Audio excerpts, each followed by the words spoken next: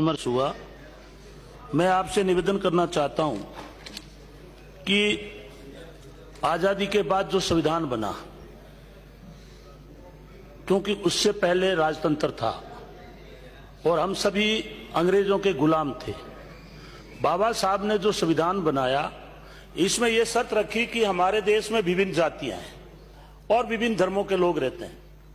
उसमें जो जाति और जनजाति, अनुसूचित जाति जो गांव में रहती थी उनको अनुजाति का दर्जा दिया गया और जनजाति वो की जंगलों में रहती थी। लेकिन मैं अभी जो देखता हूं, और बाबा साहब ने अपनी पुस्तकों में भी लिखा है कि जनजाति के साथ में इतना अस्पृश्यता का व्यवहार नहीं होता था, छुआछूत का व्यवहार नहीं होता था।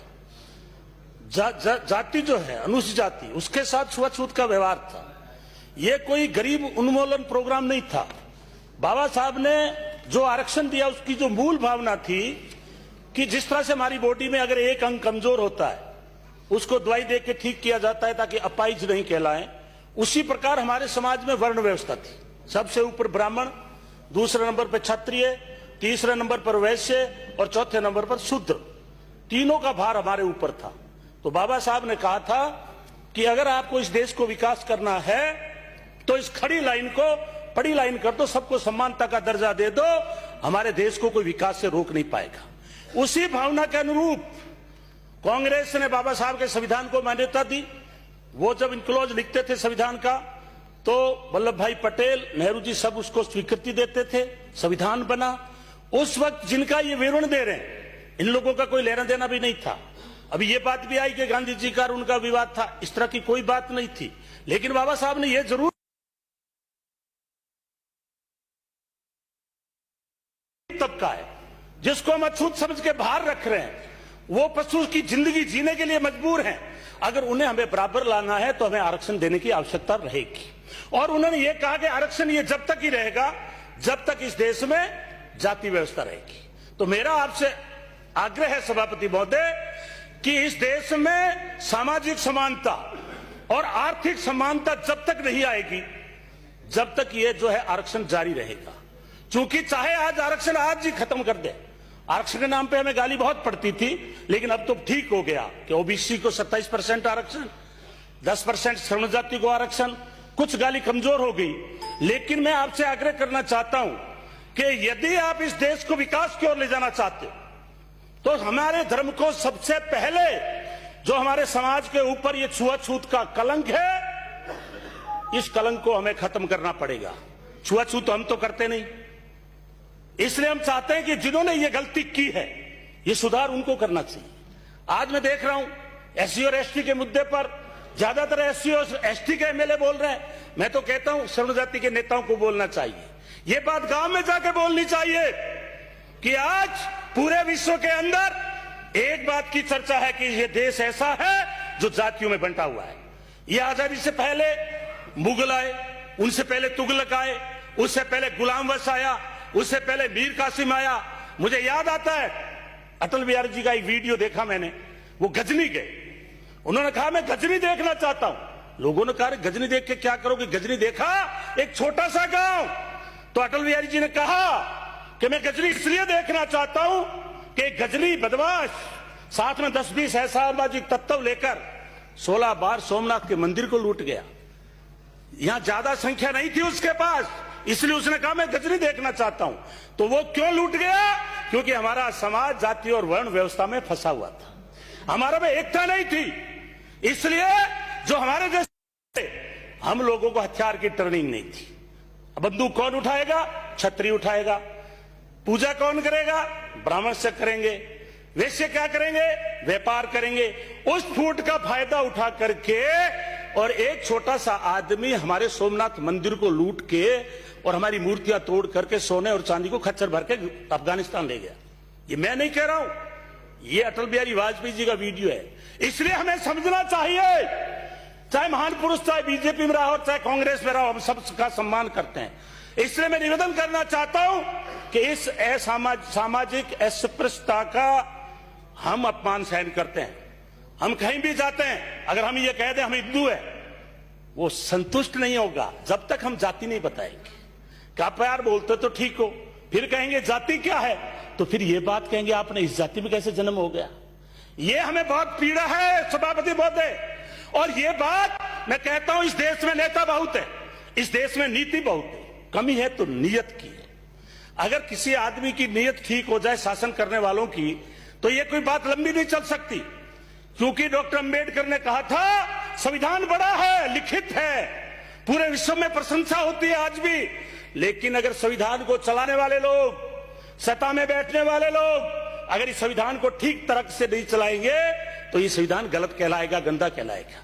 इसलिए मैं आपसे निवेदन कर रहा हूं कि यदि आप लोग हमें आरक्षण दे रखा है, लेकिन अगर शासन चलाने वाले ठीक नहीं होंगे तो आरक्षण पूर्ण रूप से लागू नहीं होगा। और जब तक हमारी सामाजिक और आर्थिक स्थिति ठीक नहीं होगी तो हम कभी रोड मांगेंगे, कभी हम स्कूल मांगेंगे, फैक्ट्रियों की दौड़ में तो हम है ही नहीं। अभी तक सरकारी नौकरियों में उलझे हुए पड़े हैं, उसमें भी मलाई वाले पद हमारे वालों को कम मिलते हैं। हमारे को पद कौन से मिलेंगे, सभापति पद वो मिलेंगे जो लूखे सूखे हैं। इसलिए मैं ज्यादा उस गहराई में नहीं जाना चाहता। अगर पिछली सरकार में देखेंगे तो कोई ढंग का कैबिनेट मंत्री भी एससी का नहीं मिलेगा, तो हम तो आपके ऊपर आधारित रहते हैं। इसलिए मैं आपसे आग्रह करना चाहता हूं, और यदि हमारा कोई तेज तर्राट आदमी बोल गया तो टिकट की गड़बड़ हो जाएगी, टिकट कट जाएगी उसकी। इसलिए पिछली बार कुछ लोग बीजेपी में बोले, डांगाबाज कांड हुआ, एक एमएलए चली गई, थोड़े दिनों बाद मैंने पढ़ा कि कोटा में पुलिस के द्वारा पिटाई हो रही है, उसके ऊपर मुकदमा उल्टा हो रहा है।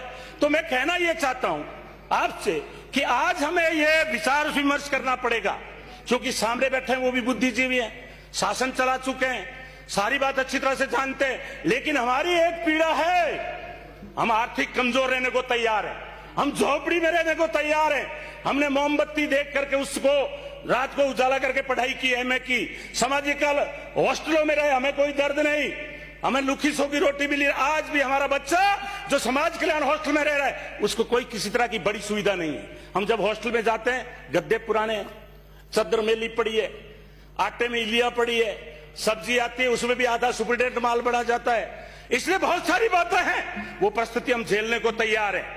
पानी एक समय था कि 2-2 किलोमीटर से लाके पीते थे, लेकिन आज मैं कहना चाहता हूं सभापति महोदय कि अगर हम 200 आदमी ये सोच लें कि हमारे देश में समानता हो, जाति के नाम पे किसी को अपमानित ना किया जाता हो, जाति के नाम पर के ऊपर से पानी नहीं पिलाया जाता हो। जब मैं नोखा में गया सभापति महोदय, मेरे से जो पहले एमएलए थे उनको खाने के बर्तन साथ में रखने पड़ते थे, उनको पानी का लोटा साथ में रखना पड़ता था। मैं तो कहता हूं एक दिन अछूत बन के हमारी तरह आप जी के देखो, ताकि आपको एहसास हो कि अछूत का जीवन क्या है। इसलिए मैं आपसे आग्रह करना चाहता हूं सभापति महोदय कि मैं ना आपसे धन की मांग कर रहा हूं, वो जो सुविधा है सभी आप इस संविधान के अंदर वो दें। मैं तो आपसे एक ही मांग कर रहा हूं, हमें आत्म सम्मान चाहिए। आप जाति के नाम पर हमें नीचा मत समझिए, इससे ये आपके भी देश में कलंक लगा हुआ है। अगर इस कलंक को जल्दी से जल्दी जितना मिटाओगे उतना ही आप विश्व में जो है बराबर का दर्जा प्राप्त करेंगे। क्योंकि आज आप विश्व शक्ति कहलाते हो, आप विश्व गुरु कहलाते हो, बड़ी बड़ी हम बात करते हैं, लेकिन डॉक्टर ने कहा था और उससे पहले उन्हें गुरु ने कहा था कि शिक्षा के बगैर कुछ भी नहीं है, शिक्षा एक शेरनी का दूध है। आज आईएएस बने बैठे हैं, आज सभापति महोदय आप बैठे हैं, हमारे प्रतिपक्ष के नेता बैठे हैं। अगर हम एजुकेटेड नहीं होते, हम किताबें नहीं पढ़ते, हमें ज्ञान प्राप्त नहीं होता। इसलिए हम अंधविश्वास की तरफ बदले जाइए। आज पूरे देश का पिछले 5 साल में माहौल खराब है, जाति और धर्म के नाम पे लोगों को मारा जा रहा है, जगह जगह दंगे करवाए जा रहे हैं। आखिर ये कौन करवा रहा है? क्या कोई विदेशी ताकत है यहाँ पे? क्या यहाँ कोई पाकिस्तान का इन्वॉल्वमेंट है या कोई दूसरे चाइना का इन्वॉल्वमेंट है? मैं इसलिए निवेदन करना चाहता हूं सभापति महोदय कि अगर हम देखते हैं वीडियो, एक गरीब दलित बच्चे को पीट के बुरी तरह से बांध के पीट के हत्या कर दी जाती है। एक अल्पसंख्यक के, चलो अल्पसंख्यक की आज बात नहीं करेंगे, एससी की बात, फिर भी किसी भी जाति और धर्म के नाम पर उसको अपमानित मत करो। आज यूपी के अंदर राम राज्य है, वहां आज गांव के गांव में दलितों को पीटा गया। इसलिए मैं आग्रह करता हूं कि जो भी अपराध करेगा वो दबंग जाति का होगा, 2 मिनट में, और दबंग जाति का नेता ही यहाँ पावरफुल होगा, तो फिर आखिर उस अपराधी को कौन पकड़ेगा? इसलिए मैं हाथ जोड़ के निवेदन करता हूं, हमें आप कुछ मत दो, लेकिन हमें बराबर का सम्मान दे दीजिए, ताकि हमारे देश की तरक्की हो और विश्व में जो हमारा असामाजिकता का जो कलंक लगा हुआ है, इस हम कलंक को मिटा सके, ताकि आपको बार बार धर्मांतरण के नाम पे प्रदर्शन नहीं करना पड़े। एक आदमी की क्या औकात कि ईसाई धर्म के नाम पे वो धर्मांतरण करा रहा है?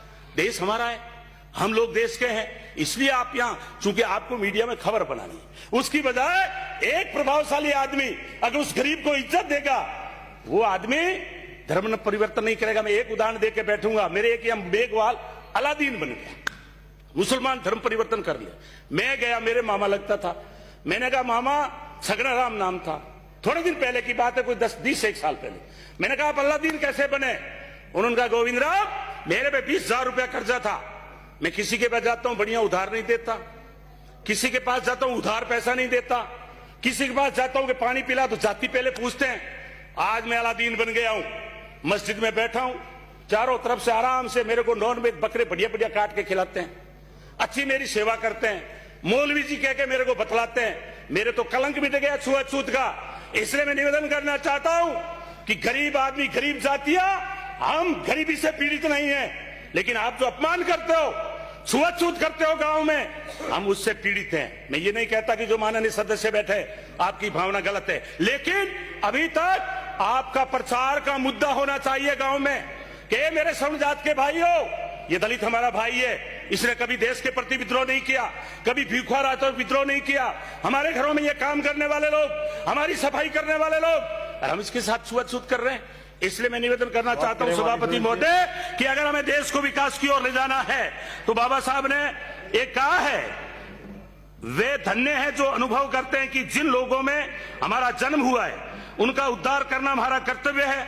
धन्य है वे जो गुलामी का खात्मा करने के लिए सब कुछ न्यौछावर करते हैं, और धन्य वे हैं जो सुख और दुख, मान और सम्मान, कष्ट और कठिनाइयों, आंधी और तूफान की परवाह किए बिना तब तक संघर्ष करते रहेंगे जब तक एस्प्रियों को, अछूतों को उनके मानवीय जन्म सिद्ध अधिकार ना मिल जाए। आपने समय दिया, इसी के साथ धन्यवाद, बहुत बहुत धन्यवाद। बलवान पुनिया।